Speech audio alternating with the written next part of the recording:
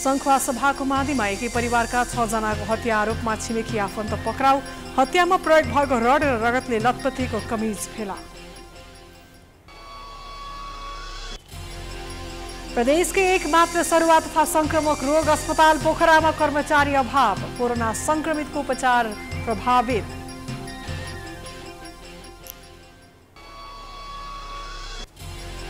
Design estimate त्रुटिपूर्ण हुँदा कपिलवस्तु स्थित 4 लेनको 20 किमी चन्द्रौटा कृष्णनगर सडक अलपत्र। निर्माण सम्पन्न भइसक्नुपर्ने बेला 40% मात्रै काम पूरा। र पर्यटकीय क्षेत्र लुम्बिनीका व्यवसाय सङ्कटमा। लकडाउन र निषेधाज्ञापछि आर्थिक समस्याले अधिकांश होटल बन्द।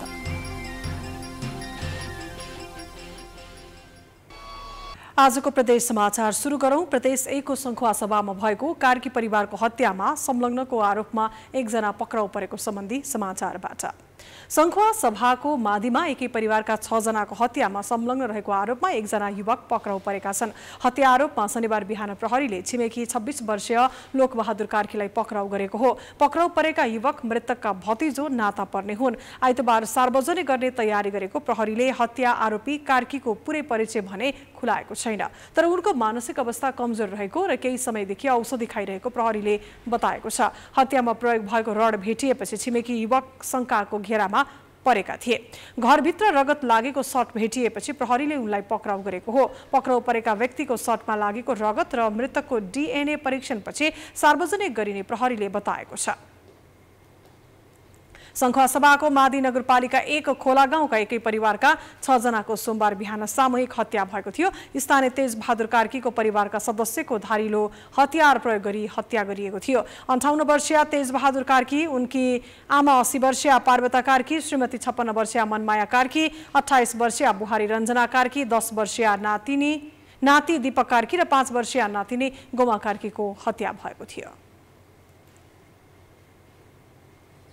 अबको क्रममा गण्डकी प्रदेशको एकमात्र सरुवा तथा संक्रमक रोग अस्पतालमा समस्या भएको सम्बन्धी समाचार प्रस्तुत गर्दैछौं। प्रदेशकै एकमात्र सरुवा तथा संक्रमक रोग अस्पताल पोखरामा कोरोना संक्रमितले उपचार गराइरहेका छन्। तर सो अस्पतालमा कर्मचारीको दरबन्दी अभाव, आवासगृह घेराबार तथा अस्पतालको छुट्टै क्यान्टिन नहुँदा थुप्रै समस्या झेलिरहनु परेको पाइएको छ। एक रिपोर्ट। गण्डकी प्रदेशका अर्थमन्त्री रामजी प्रसाद बरालले पोखरा 30 मोहरिया स्थित संक्रमक तथा सरुवा रोग अस्पताल अनुगमन गरेका छन्। त्यस अवसरमा उनले जनताको स्वास्थ्यलाई सर्वोपरि ठानी कार्य गर्न त्यहाँ कार्यरत स्वास्थ्यकर्मीलाई निर्देशन समेत दिएका छन्। अनुगमनमा गएको मन्त्री बराल सहितको टोलीलाई अस्पताल प्रशासनले औपचारिक कार्यक्रम आयोजना गर्दै अस्पतालको अवस्थाबारे जानकारी दिएको थियो। सरकारले निशुल्क सेवा दिए बापतको शोध भर्ना रकम समयमै पठाउन नसक्दा समस्या भइरहेको, त्यसका साथै दरबन्दी अभाव, आवास गृह घेराबार तथा अस्पतालको छुट्टै क्यान्टिन नहुँदा थुप्रै समस्या झेल्नु परिरहेको अस्पतालका कार्यकारी निर्देशक डाक्टर विकास गौचनले बताए। आइसियुमा 7 वटा बेड छ र हाई डिपेन्डेन्सी युनिटमा सबैभन्दा धेरै 35 वटा कायम राखिएको छ र आइसोलेसन वार्डमा जहाँ चाहिँ सामान्यदेखि मध्यम खालका बिरामीहरू राखेर उपचार गरिन्छ 15 वटा बेड छ। टोटल गरेर सरकारले यसलाई 50 बेडको अस्पताल भनिएको छ, तर पनि हामीले 5 देखि 10 वटा थप बेडहरू चाहिँ सञ्चालन गर्न सकेका छौँ। अस्पताल सञ्चालक समिति अध्यक्ष कृष्णप्रसाद पौडेलले अस्पतालको गुरु योजना निर्माण गर्नुपर्ने औलाउँदै अस्पतालमा प्राविधिक जनशक्ति अभाव रहेको गुनासो गरे। उनले संक्रमक तथा सरुवाका अलावा अन्य रोगको उपचार गर्ने गरी थप भवन निर्माण गरेर सञ्चालनमा ल्याउनुपर्ने पनि बताए। स्तर उन्नति र यसको विस्तृत जुन नयाँ भवन बन्दैछ त्यो क्रममा चाहिँ अगाडि बढ्ने क्रममा यसको भौतिक पूर्वाधार विकासको लागि पहिलो त यसको गुरु योजना आवश्यक पर्छ। अहिलेसम्म गुरु योजना छैन। म माननीय अर्थमन्त्रीज्यूलाई अनुरोध गर्न चाहन्छु। जवाफमा अर्थमन्त्री बरालले समस्या समाधानका लागि पहल गर्ने प्रतिबद्धता जनाए। उनले भने प्रदेश सरकार मातहतको एउटा मात्र अस्पताललाई साधन स्रोतको कमी हुन नदिने भन्दै अबका दिनका सरकार र अस्पताल बीच थप समन्वय गरेर अगाडि बढ्ने उनको भनाइ छ। गण्डकी प्रदेशको औकात अनुरूप यसलाई व्यवस्थित बनाउनका निम्ति गहिरो गरी ध्यान केन्द्रित भएको र केही कार्यहरू अगाडि बढिसकेको कुरा पनि विदितै छ। गत वर्षको साउन 1 देखि गण्डकी प्रदेश सरकारले संक्रमक तथा सरुवा रोग अस्पतालको नामबाट सो अस्पताल सञ्चालन गर्दै आएको छ। अस्पतालले बहिरङ्ग, अन्तरङ्ग, आकस्मिक सघन उपचार सेवा दिँदै आएको छ। त्यसका साथै प्रयोगशाला, एक्सरे, भिडियो एक्सरे र फार्मेसी सेवा समेत उपलब्ध गराएको छ। कुल 50 बेड क्षमताको उक्त अस्पतालबाट अघिल्लो आवमा 823 जना कोभिड बिरामीले सेवा लिएका छन्, जसमध्ये 740 जना निको भई घर फर्किएका छन् भने 49 जनालाई रेफर गरिएको छ। साथै 11 जनाको ट्रान्सफर भयो भने 23 जनाको मृत्यु भएको अस्पतालले जनाएको छ। प्रदेश समाचारमा पालो भएको छ विश्रामको।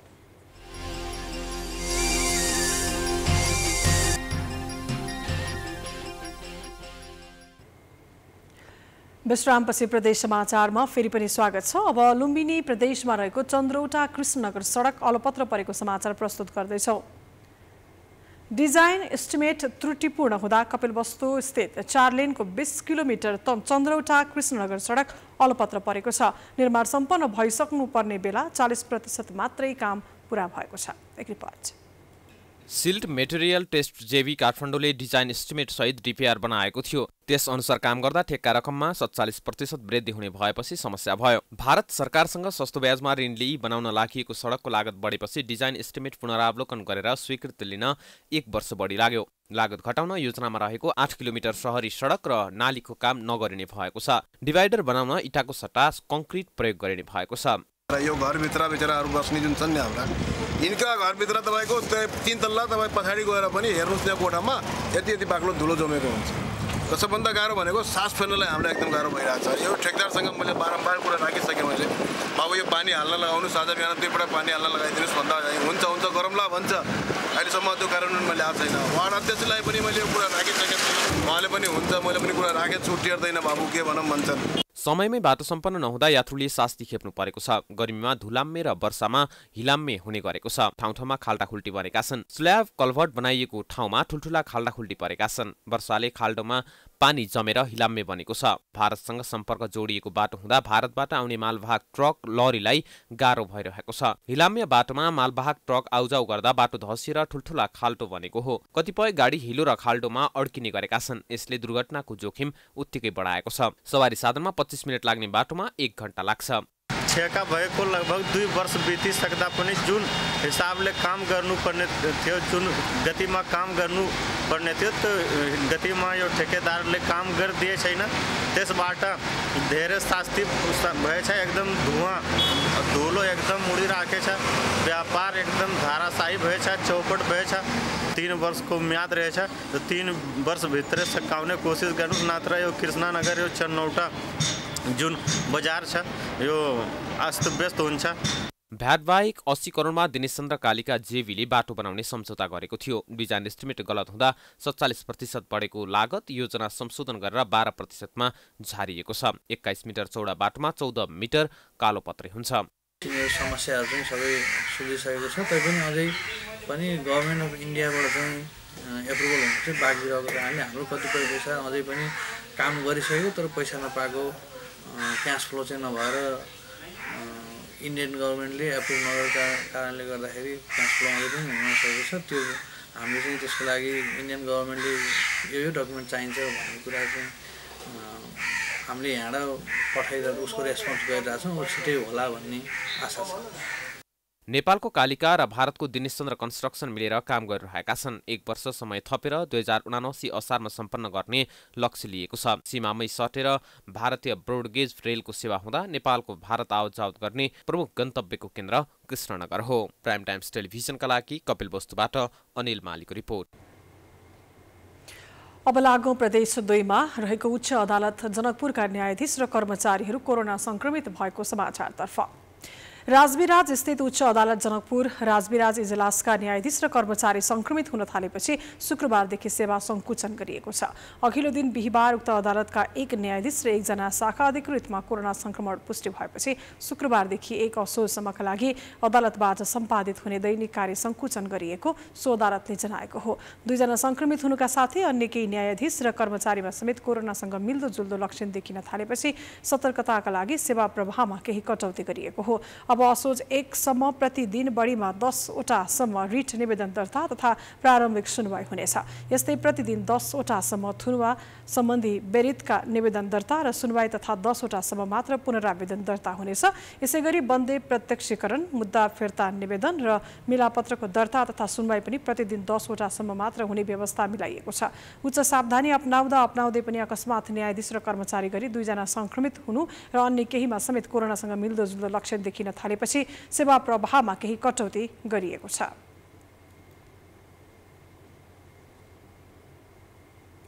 प्रदेश समाचारमा पुनः पालो भएको छ विश्रामको।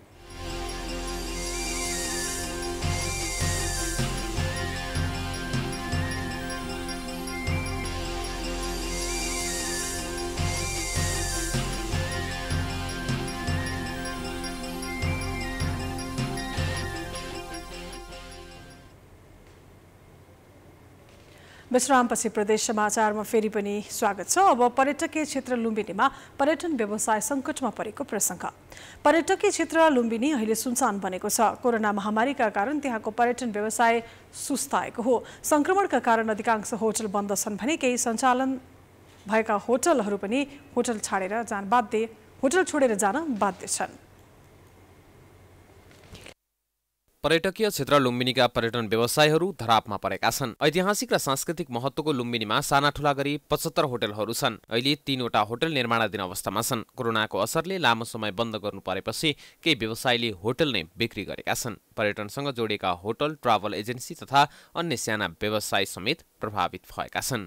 अहिलेसम्मको लुम्बिनीको वातावरण र हरेक कुराहरू करोडौँको लगानी व्यवसायहरूले लगाए तापनि अहिलेसम्म कुनै पनि निकायबाट सहयोग र स्थानीय निकायदेखि लिएर राज्यसम्मबाट पनि कुनै पनि सहयोग नभएको हुनाले कोरोनाको यस्तो महामारीमा पनि पर्यटन व्यवसायहरू पुरै धराशायी र भोलिको दिनमा चाहिँ पर्यटन व्यवसायहरू लुम्बिनीमा के गर्ने हो भन्ने कुरा अन्यमा रहेको हुनाले यसमा कुनै राज्य र स्थानीय निकायले छिटोभन्दा छिटो ध्यान दिन जरुरी छ।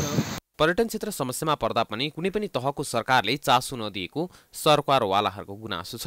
अहिले हाम्रो लुम्बिनीको पर्यटन व्यवसाय साँच्चै नै भन्नुपर्दा धाराशायी अवस्थामा छ र कतिपय विलीन भएर गएको अवस्था पनि छ र धेरै साथीहरूले होटललाई बेचेर जानुभएको अवस्था छ। यो कोरोना कालमा जुन पर्यटनले घुमाएको छ त्यो हामीलाई नै थाहा छ। करोडौँको लगानी भए पनि लुम्बिनी अहिले पूर्ण रूपमा सुनसान छ र लुम्बिनीका सबै पर्यटन व्यवसायी, होटल व्यवसायी हामी पर्यटन पुरेर बसेका छौँ। यो समयमा हाम्रो हरेक दिन धेरै नै कठिन रूपमा हामी बिताइरहेका छौँ। बैंकको ऋण तिर्न र कर्मचारीलाई तलब खुवाउन नसकेपछि व्यवसायी सङ्कटमा परेका हुन्। होटल नचलेको चाहिँ लगभग 3.5 महिना जति भइसक्यो। हामीलाई चाहिँ अलिकति गाह्रै भइरहेछ, फाइनेन्सियल प्रब्लमहरू भइरहेका छन्। सरकारबाट केही व्यवस्थितहरू चाहिँ अहिलेसम्म आएको छैनन्, कुनै राहतहरू आएका छैनन् हाम्रो लागि। अब हामीले चाहिँ अन फ्युचरमा के गर्ने हो, यसो सरकारबाट केही आशाहरू चाहिँ राखिराखेका छौँ, तर चाहिँ अहिलेसम्म कुनै चाहिँ त्यस्तो चाहिँ केही पाइएको छैन। त्यसको लागि चाहिँ हामी चाहिँ सरकारलाई चाहिँ यसो अनुरोध गर्दछौँ कि यसो चाहिँ हाम्रो लागि पनि केही न केही राहतहरू चाहिँ हुनुपर्ने भन्ने।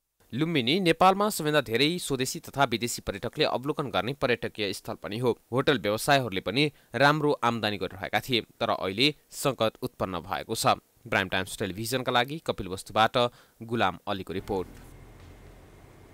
अब अन्तमा प्रदेश 1 को बाँकीको स्थानीय तहमा न्याय सम्पादनमा हुने समस्या सम्बन्धी समाचार।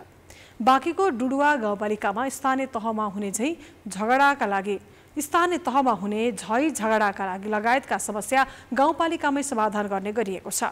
कानुनी शाखा तथा कानुनका कर्मचारी नहुँदा न्याय सम्पादनमा समस्या हुने गरेको छ। एक रिपोर्ट। बाँकेको डुडुवा गाउँपालिकामा गत आर्थिक वर्ष 2076-77 मा 35 वटा उजुरी दर्ता भएका थिए। चालु आर्थिक वर्ष 2077-78 साउन मसान्तसम्ममा 40 वटा उजुरी दर्ता भएका छन्, जसमा जग्गा सम्बन्धी विवादका विषयमा धेरै उजुरी आउने गरेका छन्। कहिलेकाहीँ श्रीमान श्रीमती बीचको झगडा जस्ता घरायसी समस्या पनि दर्ता हुने गरेको छ। वडाबाट समस्याको समाधान हुन नसकेका मुद्दा मात्र गाउँपालिकाले हेर्ने गरेको छ। पालिकामा आएका उजुरीको दुवै पक्षलाई राखी छलफल गरी जनतालाई चित्त बुझाएर समस्याको समाधान गरी मिलाएर पठाउने गरेको पालिकाले बताएको छ। तर कानुनी शाखा तथा कानुनका कर्मचारी नहुँदा न्याय सम्पादनमा समस्या हुने गरेको छ। गत वर्ष में 35 ठो आवा है, इस वर्ष में मतलब आवा है 77-78 में 40 ठो। वो फैसला करे में यहाँ तो मतलब जनता से हम लोग बढ़िया से छलफल करके बढ़िया से उनके चित्त बुझाए के बढ़िया से समाधान करके पठावा जाता। आफूले तरकारी खेती गरेको ठाउँमा गाउँकै व्यक्तिले आगो लगाइदिएको बताएका छन्। गाउँपालिकामा गएर आफूले न्यायिक समितिमा निवेदन दिएको र त्यसपछि दुवै पक्षलाई बोलाइ छलफल गरी आफ्नो नोक्सानी दिलाइदिएको बताएका छन्। साथै गाउँपालिकाको न्यायिक समितिले गर्ने गरेको फैसलाप्रति आफू खुसी भएको समेत बताएका छन्। बैठ के छलफल दोनों मिलाकर समझा के और जो है मिलाए के हमका जो है नस्कानी हमें दिवाइन थोड़ा। आप लोग खुश हो दोनों पक्ष? हाँ, थोड़ा कम या ज़्यादा कह के कम कह के नस्कानी हमका दिवाइन तो हम दोनों झगड़िया मिलके खुश हैं। गाउँमा भएका झैझगडा गाउँमै बैठक बसाल्ने गरेको र नमिलेको खण्डमा पालिकाको न्यायिक समितिमा जाने गरेको छ। साथै गाउँघरमा हुने गरेका हरेक किसिमका विवादको समाधान पालिकाबाट सन्तोषजनक रहेको र आफूहरू खुसी भई घर फर्कने गरेको सर्वसाधारणले बताएका छन्। मिलाओ तो वो लोग ज़्यादा प्रयास करते हैं, भरसक यहाँ मिल जाए तो बेहतर रही। काहे से यहाँ मिले से फ़ायदा भी है, उनका लोग भी बतावत हैं। और जैसे हम लोग छलफल में आवा जाते हैं वो में बतावत हैं, प्रमुख होते हैं। और जैसे प्रतिनिधि कोई अगर बैठ गया उन्होंने लोग बतावत हैं कि देखो यहीं मिला पत्र कह लो, अगर जैसे कोई अगर गलती करे है तो गलती पर स्वीकार कर ले। गाँव में न मिलेपछि वडा में जाने र वडा कार्यालय में जाने र चौकी में पनि जाने मिलाएर न मिलेपछि त न्याय में जाने, अदालत जानुपर्छ। डुडुवा गाउँपालिकामा कानुनी शाखा नभएका कारण न्यायिक समितिलाई काम गर्न भने असहज हुने गरेको छ। प्राइम टाइम्स टेलिभिजनका लागि बाँकेबाट रविन्द्र घिमिरेको रिपोर्ट। हामी प्रदेश समाचारको अन्त्यमा आइपुगेका छौं। जाँदा जाँदै प्रमुख समाचार पुनः एकपटक। संखुवा सभाको माधिमा एकै परिवारका 6 जनाको हत्या आरोपमा छिमेकी आफन्त पक्राउ। हत्यामा प्रयोग भएको रड र रगतले लतपतिको कमिज फेला। प्रदेश के एकमात्र सरुवा तथा संक्रामक रोग अस्पताल पोखरामा कर्मचारी अभाव। कोरोना संक्रमित को उपचार प्रभावित।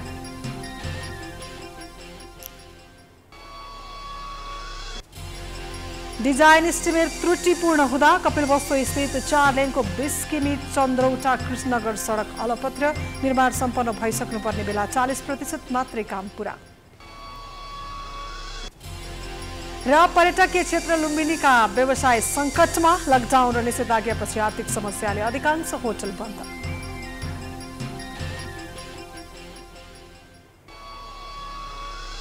प्रदेश समाचार अहिलेलाई सकियो। हेर्दै रहनुहोला प्राइम टाइम्स टेलिभिजन। नमस्कार।